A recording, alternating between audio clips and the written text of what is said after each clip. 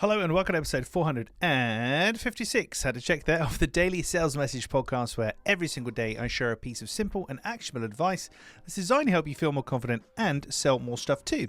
Now, if you're new around here, my name is James Newell. I teach people how to sell for a living, and for me that comes in two very distinct components, two parts. It starts with having what I call a clear sales message, being able to simply and clearly articulate what you offer so people actually understand it. And secondly, you need selling confidence, the ability to be relaxed and comfortable and confident in a selling situation. Now, in today's episode, we're talking about trust, how to get your buyer to trust you. And this isn't a trick, this isn't a hack, this isn't like we're going to convince or bamboozle, famous somebody into buying from us. This is very straightforward. How do we get somebody to trust us? One of the principal ways to do it, there's many ways to do it. One of the principal ways to do it is to put the needs of your buyer first. Ask them really good questions about where they're at, what they're doing, and where you come in with your product or service and how you're going to fit the bill, how you're going to fix the challenge they've got or whatever they're doing. And then give an honest appraisal, an honest answer of whether or not you can actually help them. When I teach people how to sell, and when I have my own pitch calls, my own sales calls with people for clear sales message consultancy, the purpose of the call is if I can help you. That's the purpose. It's not I'm gonna close you, I'm gonna sell to you. No, it's let's see if I can help you, and if I can, then I will tell you what that looks like. So let's see if I can help you. What's the problem that you face? Blah blah blah. Ah, that's interesting. Okay, well, our product or service does this, so I believe we can help you. Or our product or service does this, but not that. So I'm not sure if we can actually help you. And not being afraid to push back.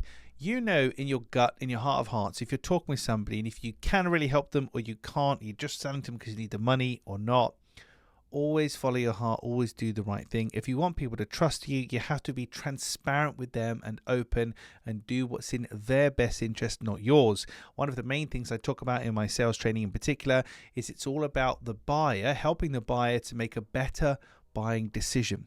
And that better buying decision might be to not buy from you, and that's absolutely fine. As long as it's in the best interest of the buyer, that's what we're looking for. Because when you behave in that way, when you genuinely have transparency and openness and honesty and a genuine care for what your buyer actually needs, I don't believe it's something that can be faked. You can certainly sense when people are being genuine or not. I don't really think it can be faked. And once it is present, people really want it. That's when they trust you. And that's when, if you've got what they need, they'll buy from you and they'll feel comfortable in doing so.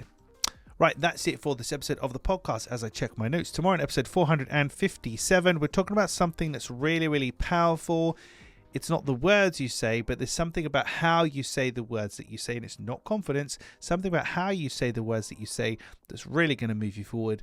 But we'll cover that in tomorrow's episode. In the meantime, if you haven't already, please hop on over to LinkedIn. You'll find me there, James Newell, Clear Sales Message. I was going to say, give me a like. That's not true.